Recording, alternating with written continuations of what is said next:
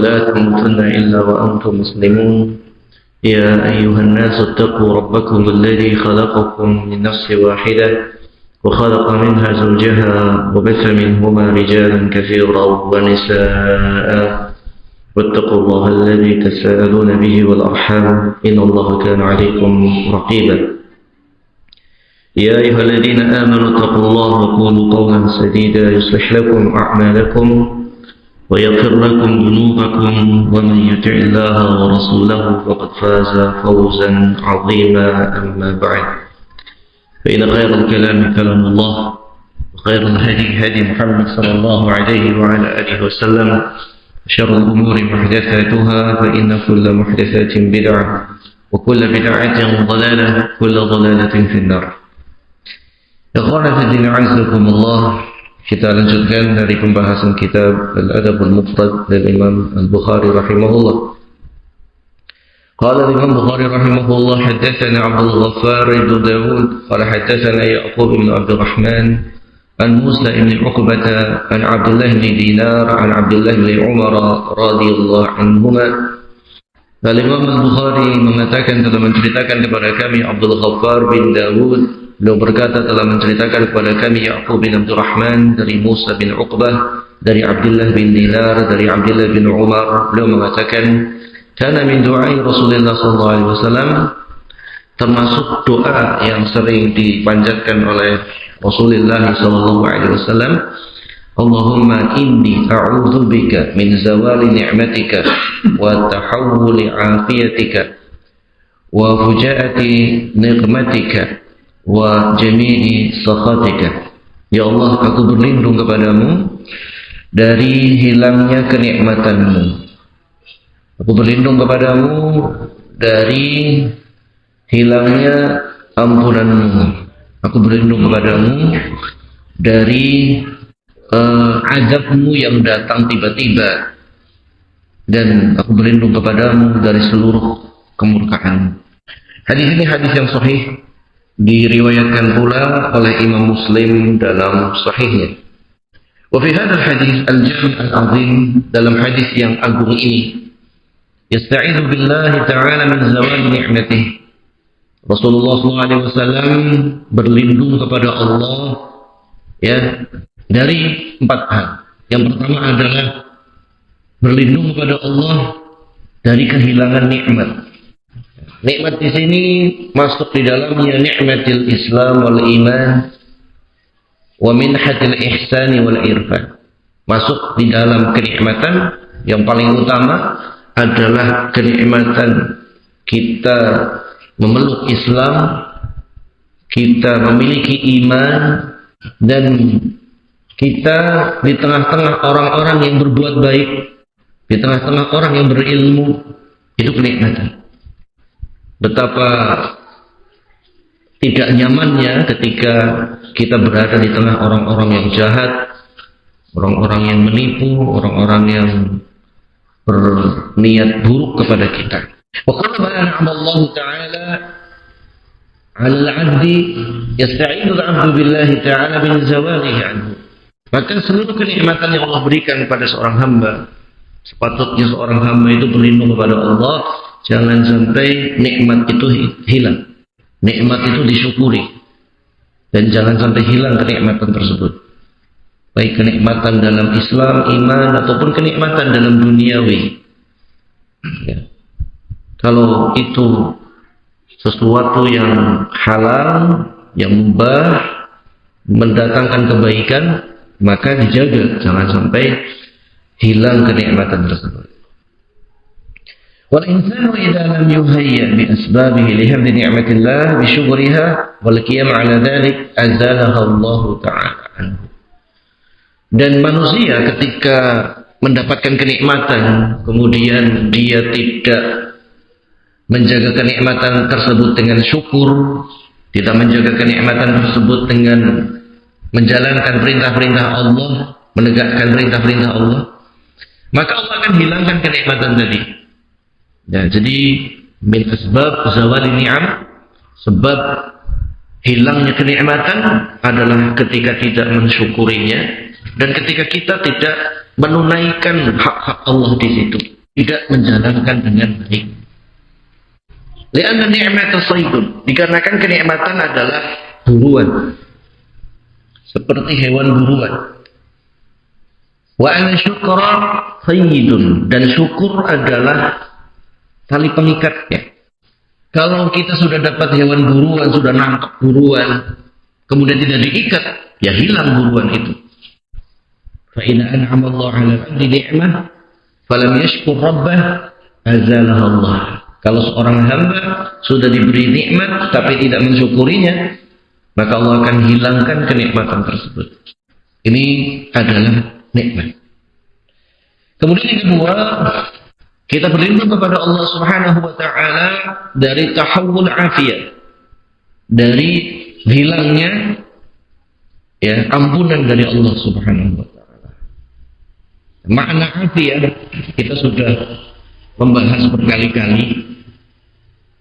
Afiyah itu bisa bermakna ampunan, bisa bermakna kesehatan, bisa bermakna selamat dari mara bahaya. Itu makna afiyah. Ya. Berarti di dalam makna afiyah ini kita memohon kepada Allah Subhanahu wa taala supaya tetap diampuni atas dosa-dosa kita, supaya tetap diberi kesehatan, dan supaya tidak mendapatkan kemudaratan. Tidak mendapatkan kemudaratan.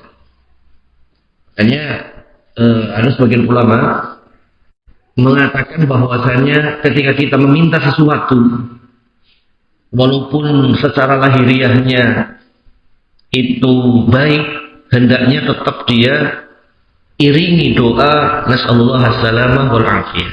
Ya Allah, aku meminta keselamatan dan afiyah. Afiyah tadi, ampunan, kesehatan, dan dijauhkan dari mudarat. Ada satu kisah Imam Ahmad. Jadi Imam Ahmad rahimahullah ta'ala, beliau saking sibuknya menuntut ilmu, ketika sudah beliau mengajar, beliau itu sampai tidak punya banyak waktu untuk merajaah Quran. Saking banyak sekali orang yang mau belajar, minta fatwa ini dan itu. Akhirnya beliau berdoa kepada Allah, ya Allah, aku meminta kepadamu waktu untuk aku berdua dengan Quran, yaitu supaya konsen baca Quran dan seterusnya. Allah kabulkan. Tapi di mana? Imam Ahmad masuk penjara, kemudian konsen baca Quran di situ. Maka setelah beliau menyadarinya, maka beliau mengatakan kepada anak-anaknya, jadi kalaulah kalian meminta sebuah kenikmatan, meminta sesuatu kepada Allah, iringilah dengan salamah wal afiyah. Memang dikabulkan kan, punya waktu khusus dengan Quran, tapi akhirnya apa? Waktu khusus dengan Quran di mana? Di penjara. Makanya ikhwan fillah, terkadang kita menganggap sesuatu itu baik, tetapi rupanya setelah dijalani ada perkara yang kita mendapatkan keluputan atau kemudaratan. Maka untuk terhindari dari itu, kita berdoa kepada Allah Subhanahu wa taala dengan doa yang meminta keselamatan dan afiyah, permohonan afiyah. Ikhwan fillah, kemudian yang ketiga, jadi Rasulullah SAW berlindung kepada Allah dari fuj'atin nikmatik, yaitu tiba-tibanya datang azab. Nikmah, antara ni'mah pakai ain itu kenikmatan, kalau nikmah pakai qaf, itu adalah azab, hukuman, bala bencana, dan seterusnya. Dan fuj'ah nikmatik bermakna al-baghtah. Baghtah itu tiba-tiba, tanpa kita persiapan. Kita berlindung kepada Allah jangan sampai kita kena musibah itu tiba-tiba. Kalau musibah datang pelan-pelan kan kita punya prediksi. Misalkan kita jualan, ekonomi lagi lesu, kita prediksi. Ini jualan kemarin 10, sekarang kok 9, turun lagi 8, kan kita ada ancang-ancang gitu. Tapi kalau yang namanya musibah tiba-tiba, tiba-tiba nggak laku sama sekali. Nah, ini kita berlindung pada Allah Subhanahu wa taala. Jangan sampai seperti itu. Karena biasanya manusia akan tidak kuat dengan cobaan yang tiba-tiba. Ya, jadi kalau kita jualannya lesu, ya, tapi pelan-pelan, ya banyak-banyak berdoa seperti ini. Banyak-banyak berdoa kepada Allah Subhanahu wa taala. Dan syukuri ujian datang itu tidak tiba-tiba.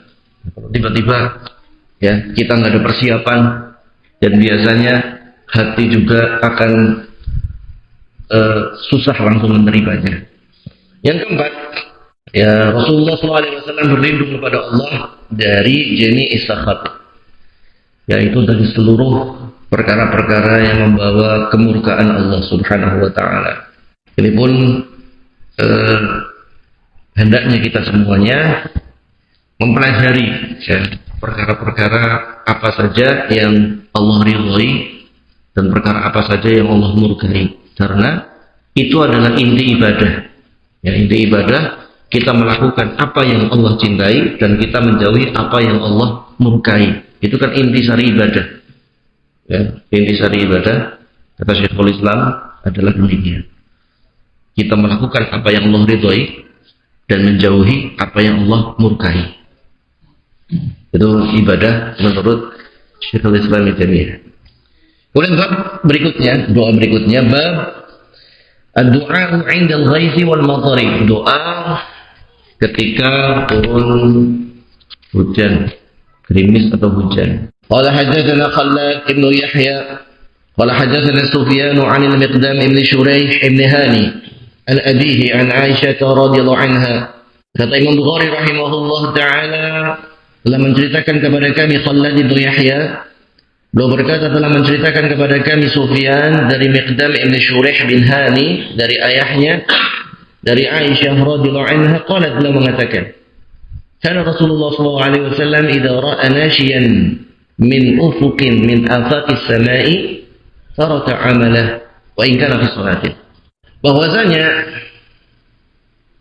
Rasulullah sallallahu alaihi wasallam apabila melihat ada awan yang datang, awan itu awan mendung begitu, awan yang hitam datang dari arah di langit, taraka amalah, beliau segera meninggalkan kegiatan. Wa in kana fi shalah, walaupun sedang salat sunnah, beliau tinggalkan. Lagi salat sunnah duha, kok mendung ya? Kenapa Rasulullah demikian? Ketika cuaca cerah kemudian tiba-tiba datang mendung, Rasulullah mengkhawatirkan itu seperti datang azab.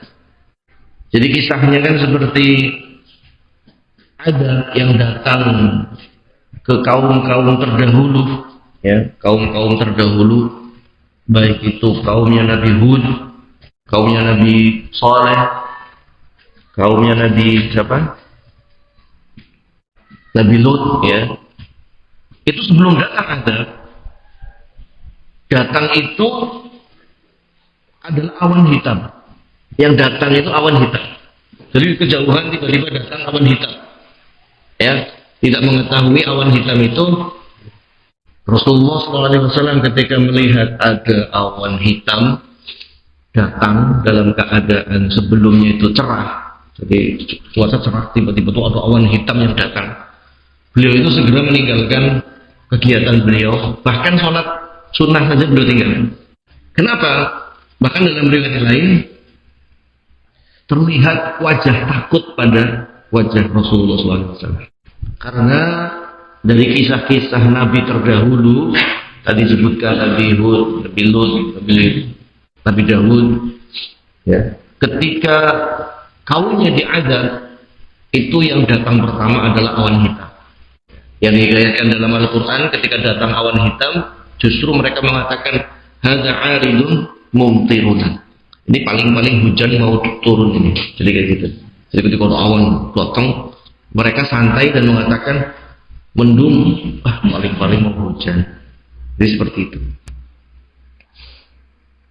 Tapi rupanya awan hitam itu tidak membawa hujan, tetapi membawa azab, membawa siksa.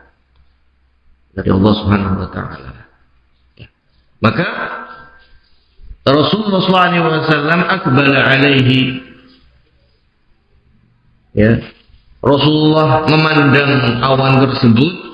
Dalam riwayat lain beliau itu masuk ke masjid, ya, seperti terjadi gerhana beliau masuk ke masjid, kemudian sambil memandang awan yang hitam tersebut, ya, fa in kasyafahu Allahu hamidallah, kalau ternyata awan hitam itu, ya, Allah pecah-pecah, Allah Subhanahu wa taala singkap, ternyata itu memang hujan, hamidallah. Ya, kalau ternyata sudah jelas bahwasanya turunnya itu hujan, hamidallah. Rasulullah itu langsung memuji Allah, alhamdulillah. Wa in matarat, kalau ternyata memang terus hujan, kemudian Rasulullah berdoa, Allahumma shayyiban nafi'an. Ya Allah, berilah hujan yang bermanfaat. Jadi kalau ada matahari yang kelihatan, tiba-tiba kok, kan ada kadang seperti itu ya, awan hitam datang mendung tiba-tiba, ya, tinggalkan kegiatan, pandang itu awan, ya, diperhatikan awan itu tuh awan apa. Kalau ternyata awan itu benar-benar awan menurunkan hujan, kita doa Allahumma shayyiban nafi'an. Khawatirnya yang turun itu bukan hujan, ya, yang turun bukan hujan, ya, yang turun itu sesuatu yang lain, adab Allah Subhanahu wa taala. Kaumnya Nabi Lut, ya, ketika awan itu datang, rupanya turunnya adalah hijarah min sijil mandud, yang turun adalah batu-batu, ya, yang panas, ya, seperti batu bata tetapi mengangah panas menghujani mereka. Bahkan Abroha saja ketika di Mekah datang Tayr ababil, ya, burung yang berbondong-bondong, itu kelihatannya seperti awan dari jauhan. Ya, setelah dekat rupanya burung membawa kerikil-kerikil dari api neraka. Ya. Bahkan di zaman sekarang saja, ya, pernah terjadi seperti apa yang terjadi pada zaman Fir'aun, yaitu hujan darah. Hujan darah. Ya. Hujan darah. Di zaman Fir'aun kan pernah, ya, semua air berubah menjadi darah. Ya, setelah berubah semuanya menjadi darah, darah itu akhirnya membusuk, menjadi penyakit, tumbuhan mati, hancur semua tanaman, manusianya terkena penyakit. Ya. Makanya pernah kalau nggak salah di Cina itu turun hujan seperti itu, dan setelah diteliti memang darah. Jadi nilai unsur warna merahnya itu merah darah. Kalau orang pakai akal sekilas, mana mungkin darah dari mana? Ya Allah Subhanahu wa taala Maha berkehendak. Oleh karena itu, ya, masyarakat muslimin dengan Allah, ini turun hujan, ya, pas sekali kita membahas, ya, maka jangan lupa berdoa kepada Allah Subhanahu wa taala, Allahumma shayyiban nafi'an. Ya Allah, berilah hujan yang bermanfaat. Kalau ternyata kita melihat hujan itu kok deras sekali, kemudian depan rumah banjir, kita doa lagi, keluar kemudian berdoa kepada Allahumma hawalina la alaina. Ya Allah, turunkanlah hujan di sekitar kami. Ya, bukan atas kami. Dalam ayat lain, turunkanlah di gunung-gunung, turunkanlah di lembah-lembah, dan jangan turun atas kami. Ya. Dari sini, ya, berarti memang hujan yang bermanfaat itu hujan di gunung. Hujan di gunung, di lembah, karena hujan di gunung dan di lembah itu akan diserap. Ya, sebagaimana Allah Subhanahu wa taala berfirman ketika menceritakan proses hujan, ya, masalah sama, ya, fasalakahu ya Nabi abil ardh. Allah turunkan hujan kemudian diserap ke dalam tanah. Setelah itu ditampung dalam tanah, dikeluarkan dalam bentuk mata air. Ya. Itu demikian sunnatullah fil kaun, kebiasaan Allah dalam menciptakan alam raya ini. Maka kalau kita melihat hujan itu sepertinya sudah memudaratkan kita, ya, Maka doalah Allahumma hawalina alaina, ya Allah turunlah hujan di sekitar-sekitar kami, di gunung, di hutan, di lembah, jangan atas kami. Kemarin kalau tidak salah kan banyak yang banjir ya, di beberapa titik. Allah, saya lagi tidak di sini, tapi melihat bekas-bekasnya depan rumah itu sepertinya naik sampai ke teras. Ada bekas-bekasnya. Nah, sepatutnya kita ketika melihat hujan itu sudah mulai menimbulkan banjir, kita berdoa kepada Allah SWT masing-masing. Kalau satu kampung penduduknya ada 1000, masing-masing 1000 itu berdoa kepada Allah. Masa tidak ada yang dikabulkan? Allahumma hawalina la alaina. Ya Allah, turunkan hujan di sekitar kami, jangan di atas kami. Itu kalau melihat hujan itu sudah memudaratkan. Tapi kalau tidak memudaratkan, maka doanya Allahumma shayyiban nafi'an. Ikhwan fillah azakumullah. Dari doa ini atau hadis ini ada rasa takut dari Rasulullah. Jadi ketakutan dari sesuatu kebiasaan yang kebiasaan itu mendatangkan sesuatu itu tidak mengapa. Ya, seperti tadi ada awan hitam datang, Rasulullah takut. Ya, takutnya itu bukan takut ngumpet, tapi takutnya berdoa. Ya, jadi yang namanya takut itu bukan lari, tetapi berlindung kepada Allah Subhanahu wa Ta'ala. Sehingga perkara-perkara yang memang menjadi penyebab secara ciptaan, kita bisa takut, ya, bisa takut dengan itu. Takut miskin, takut bangkrut, takut gak laku, ya, itu sesuatu yang wajar. Tapi ketakutan itu jangan sampai membuat kita lupa dari Allah Subhanahu wa Ta'ala. Kemudian yang kedua, masalah Rasulullah SAW itu memandangnya, jadi awan hitam tersebut yang datang dipandang. Bahkan beliau sedang sholat saja ditinggal dan melihat awan tersebut. Ketika awan itu benar-benar memang menurunkan air hujan, maka beliau berdoa Allahumma shayyiban nafi'an. Artinya kita siap-siap. Kalau memang ternyata ada musibah, maka Rasulullah akan memperingatkan, ya, umatnya. Kemudian bab indal mauti, bab ketika hendak meninggal dunia. Jadi kalau seseorang itu sudah merasa, karena kematian itu walaupun Allah yang tahu, kita tidak tahu, tapi terkadang seseorang itu diberi perasaan, diberi tanda-tanda. Tanda-tandanya apa? Yang paling gampang itu ya tandanya sakit berat, ya, sakit berat. Atau bahkan dari ciri-ciri fisik. Dari ciri-ciri fisik. Di keluarga Rasul SAW itu mereka terbiasa mengamati keluarga-keluarga yang sepertinya hendak meninggal.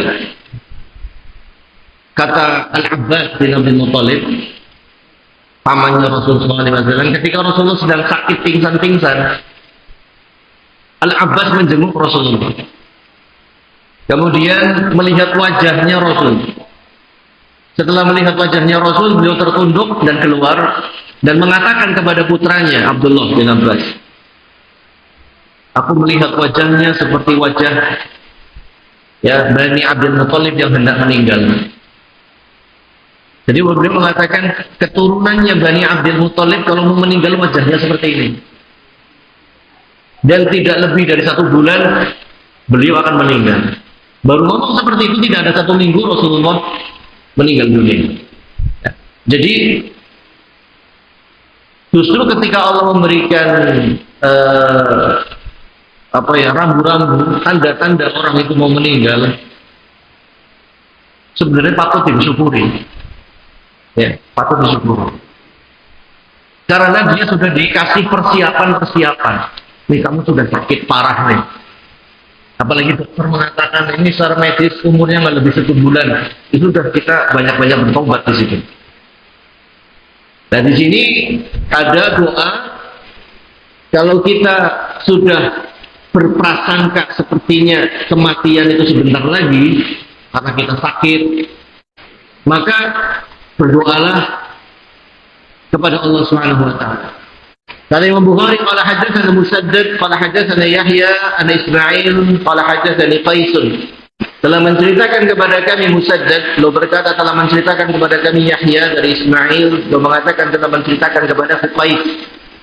Qala ataitu Khabbaban, aku datang kepada Khabbab wa qad iktawa sab'an.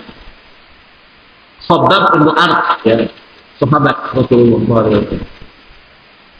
Saat itu beliau sedang diobati dengan kain, dengan bara api 7 titik. Sebelum kita lanjutkan, menurut mayoritas ulama memang kain itu tidak haram. Ya, jadi mengobati dengan bara api atau dengan bara besi begitu, memang ada larangannya.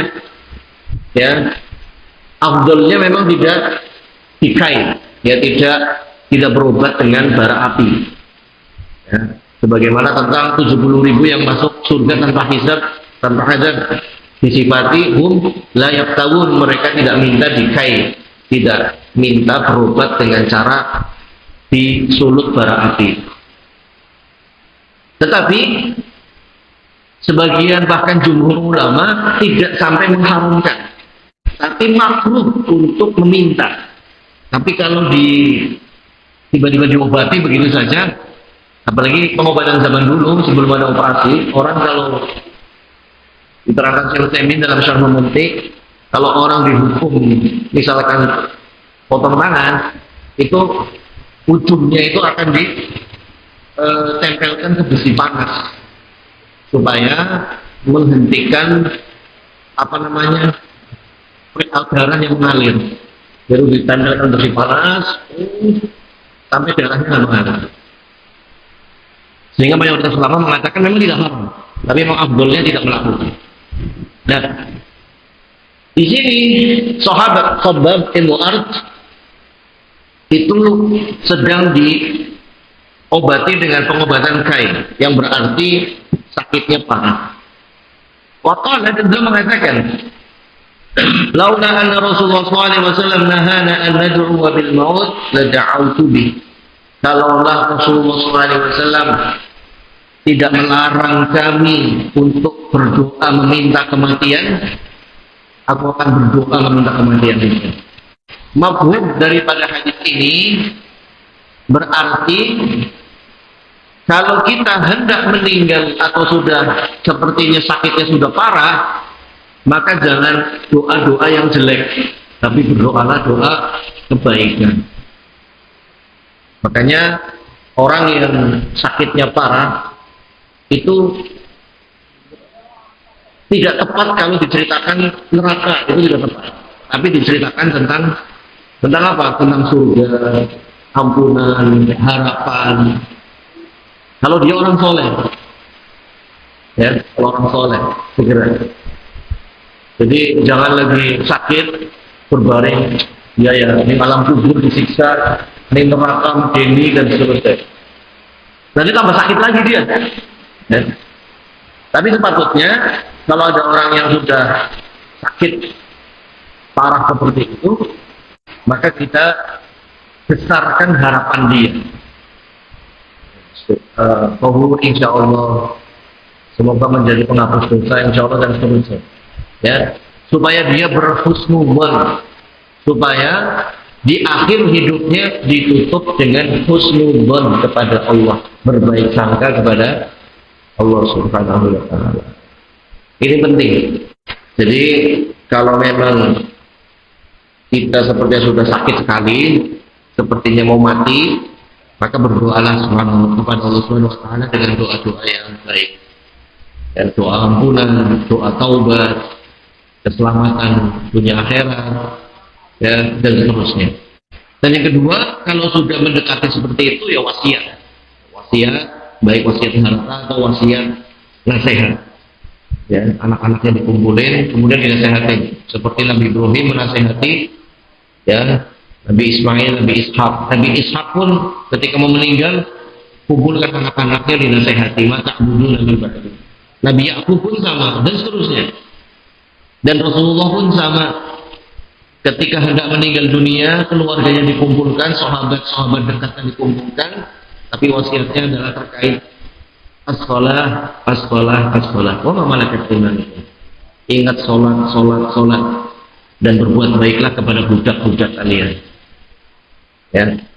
Jadi budak, kalau zaman sekarang budak nggak ada, ya berbuat baiklah kepada pembantu-pembantu kalian, karyawan-karyawan kalian, bawahan-bawahan kalian. Ini pesan Rasulullah SAW. Jangan sampai kita ketika dikasih amanat menjadi pimpinan, jadi bos, jadi atasan, kemudian kita semena-mena, ya, kemudian sombong, meremehkan, kemudian jaga jarak, jangan dekati bawahan, ya, mereka orang rendah, kita orang atas. Jangan seperti itu. Jangan seperti itu. Itu kesombongan. Kalau sudah merendahkan, itu kesombongan. Dosa yang besar yang diancam tidak masuk surga. Kemudian bab yang berikutnya, bab da'awatun Nabi. Ya, bab tentang doa-doa Nabi. Dilanjutkan doa-doa yang berikutnya. Karena ini masih terkait masalah doa. Qala Imam Bukhari rahimahullah, hadatsana Muhammad bin Bashar, qala hadatsana Abdul Malik bin Sabbah, qala hadatsana Syu'bah an Abi Ishaq an ibni Abi Musa an abihi an Nabi sallallahu alaihi wasallam. Kata Imam Bukhari rahimahullah telah menceritakan kepada kami Muhammad bin Bashar. Beliau berkata telah menceritakan kepada kami Abdul Malik bin Sabbah. Beliau berkata telah menceritakan kepada kami Syu'bah dari Abi Ishaq, dari ibni Abi Musa, dari ayahnya, dari Nabi sallallahu alaihi wasallam. Anahu kana yad'u bi hadha du'a, bahwasanya Rasul sallallahu alaihi wasallam sering berdoa dengan doa ini. Doanya yaitu Rabbighfirli khati'ati wa jahli. Ya Allah, ampunilah aku terhadap kesalahan-kesalahanku, kejahilanku, wa israfi fi amri kulli, dan sikap yang berlebih-lebihan dariku pada seluruh perkaraku. Wa ma anta a'lamu bihi minni, dan pada perkara yang kau lebih tahu dibandingkan aku darinya. Allahumma ighfirli khati'ati kullah. Ya Allah, ampunilah kesalahan-kesalahanku seluruhnya. Wa amadi wa jahli wa hazli, baik kesalahan yang sengaja atau tidak sengaja, atau kesalahan yang karena bercanda. Kullu dzalika indi, dan seluruh apa yang kesalahan dariku. Allahumma ighfir li ma qaddamtu wa ma akhartu. Ya Allah, ampunilah aku dosa yang telah lalu dan dosa yang baru saja aku lakukan. Wa ma asrartu wa ma a'lantu, ampunilah dosa yang aku rahasiakan atau aku tampakkan. Antal muqaddim wa antal muakhir, engkaulah yang maha awal, engkaulah yang maha akhir. Wa anta ala kulli syai'in qadir, dan sesungguhnya engkau maha mampu atas segala sesuatu. Dan ini doa yang sangat luar biasa, dan pas sekali kita belajar tentang doanya Rasul di saat hujan, karena hujan itu mustajab, ya, waktu yang mustajab dikabulkan doa. Maka semoga doa tadi, ya, dikabulkan oleh Allah SWT. Ya. Di dalam doa ini, ya ma'asyiral muslimin rahimani rahimakumullah, adalah kita meminta ampun kepada Allah Subhanahu wa taala atas kesalahan-kesalahan kita, atau tindakan-tindakan yang melampaui batas, yang kita tahu atau yang kita tidak tahu, yang sengaja atau tidak sengaja, yang telah lalu ataupun yang sekarang, yang rahasia ataupun yang terang-terangan. Kita minta mohon ampun kepada Allah Subhanahu wa taala. Ya. Wa yanbaghi lil 'abdi ay yas'a li husuli taqarrubi ila Allah. Sepantasnya bagi seorang hamba berusaha untuk mendekatkan diri kepada Allah Subhanahu wa taala. Usaha untuk mendekatkan diri kepada Allah Subhanahu wa taala dengan perkara-perkara yang Allah ridhoi. Wa ilmullahi ta'ala syamilun muhitun bi kulli al-a'mal wal aqwal wal af'al wal ahwal. Dan ilmu Allah itu mencakup seluruh apa yang diamalkan, diucapkan, ya, yang keadaan kita, perbuatan kita, Allah itu Maha tahu. Maka memintalah ampun kepada Allah Subhanahu wa taala. Wa taubatu wajibatun min as-saghairi wal kaba'iri kulliha. Dan bertobat itu wajib baik dari dosa kecil atau dosa besar. Karena tidak ada dosa besar kalau kita tobat. Dan tidak ada dosa kecil kalau kita terus-terusan dari dosa kecil tersebut. Dan ada yang unik dari perkataan para ulama ketika mendefinisikan seorang itu bertakwa. Kita tahu bertakwa itu kan menjalankan perintah, menjauhi larangan. Tapi apa kategorinya seseorang disebut bertakwa? Karena kalau semua perintah kita jalankan, semua larangan itu kita jauhi, kayaknya kita banyak melanggar kadang-kadang. Ya, cuma kategorinya bagaimana seorang itu disebut bertakwa atau tidak? Al-Hafidz Ibnu Hajar membahas, dan juga ulama-ulama ahli hadis yang lainnya, ya, ketika membahas di musholah, bahwasanya syarat minimal seorang itu dianggap bertakwa, yang pertama tidak melakukan dosa besar, atau kalaulah terjadi bertobat kepada Allah SWT. Yang pertama. Yang kedua, ya, tidak israr, adamul israr ala shaghair, tidak terus menerus atas dosa kecil. Yang ketiga, menghindari perkara-perkara yang bisa menjatuhkan muru'ah dia, kehormatan dia. Ya, berarti kalau menjatuhkan muru'ah itu ketika seseorang itu terus menerus melakukan yang makruh, itu menjatuhkan muru'ah. Jadi sangat bagus di sini para ulama. Seorang dikatakan bertakwa kalau dia tidak melakukan dosa besar, atau kalau sudah melakukan dosa besar dia segera bertobat dari dosa besar itu. Yang kedua, tidak terus-menerus melakukan dosa kecil. Memang kecil, tapi terus-terusan. Kalau ada terus-terusan, berarti tidak bertakwa. Dan yang ketiga, menjauhi perkara yang bisa menghilangkan muru'ah dia. Maksudnya adalah dia menghindari perkara yang makruh, menjauhi perkara yang makruh yang tidak disukai dalam syariat, walaupun pada tingkatan tidak sampai haram, tapi itu makruh. Menghindari. Ya. Kalaulah terjadi ada sebuah kondisi yang mengharuskan demikian, ya, berarti kalau kita sudah masuk 3 kategori ini, kita termasuk bertakwa kepada Allah Subhanahu wa taala pada tingkat yang minimal. Jadi minimalnya takwa itu, ya, kita jangan melakukan dosa besar, jangan terus-terusan atas dosa kecil, dan sebisa mungkin menghindari perkara-perkara yang makruh. Itu dikatakan sebagai bertakwa. Dan dikatakan sebagai orang yang, nah, padahal di kumandangkan azan terlebih dahulu. Kita lanjutkan. Diambil faedah dari doa tadi, at-taubatu wajibatun 'alal fawri. 'Alal fawri min kulli dhanbin min kabiratin was saghiratin. Yaitu taubat itu diwajibkan segera. Kewajibannya itu segera. Kalau ditunda nambah dosa. Jadi kewajibannya itu kewajiban yang faur, yang memang seketika itu harus dilakukan. Ya. Ketika dia berbuat dosa, ya seketika itu dia sepatutnya bertobat pada Allah Subhanahu wa taala. Kalau ditunda itu dosa sendiri. Makanya kalau menunda taubat, taswifu taubah, obatnya nanti, itu sudah dosa sendiri selain dari dosanya dia. Ya, misalkan dia berbuat sebuah dosa, sebuah kemaksiatan, itu sudah berdosa. Kemudian dia tunda taubatnya, nambah dosa lagi, didobel akhirnya. Ya. Dosa dari maksiatnya dan dosa nunda taubatnya.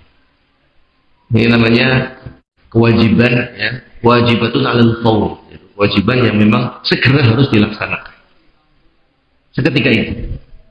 Beda kalau kewajiban yang nanti, ya, haji kan nanti kalau kita sudah mampu. Begitu. Kewajiban puasa ya nanti kalau bulan puasa. Kewajiban zakat ya nanti kalau haul nisabnya memenuhinya. Dan seterusnya. Ya, itu kewajiban-kewajiban yang muakkad sesuai dengan waktunya, sesuai dengan kurvahnya kemampuannya. Tapi kalau kewajiban yang faur, ya taubat. Atau seperti sholat. Sholat kan wajib ya ketika sudah azan, ya berarti sudah wajib. Kapan seseorang boleh menunda? Menundanya itu ala waktu ikhtiar. Waktu ikhtiar adalah awal waktu. Ya. Kalau sudah keluar dari waktu ikhtiar, maka menundanya jadi berdosa. Tapi kalau kita menunda di waktu yang masih ikhtiar, masih boleh, maka tidak berdosa. Misalkan sudah azan nih, kok belum sholat, nunggu komat. Komatnya lama karena ada taklim dulu. Atau isya itu boleh kita agak malam. Jadi alal faur segera, hanya saja ada waktu jedanya. Namanya waktu ikhtiar kalau di mazhab Syafi'i itu waktu ikhtiar namanya.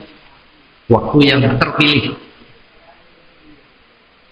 Ya, mungkin sampai di sini dulu karena hujannya cukup besar sekali ya. Jadi sampai di sini dulu. Ya, semoga apa yang kita sampaikan bermanfaat bagi kita semuanya. Semoga Allah Subhanahu wa taala kumpulkan kita di dalam surganya dan dijauhkan dari nerakanya. Amin. Wassallallahu ala nabiyina Muhammad wa ala alihi wa sahbihi wasallam. Subhanakallahumma rabbana hamdika asyhadu an la ilaha illa anta astaghfiruka wa atubu ilaik. Wassalamu alaikum warahmatullahi wabarakatuh.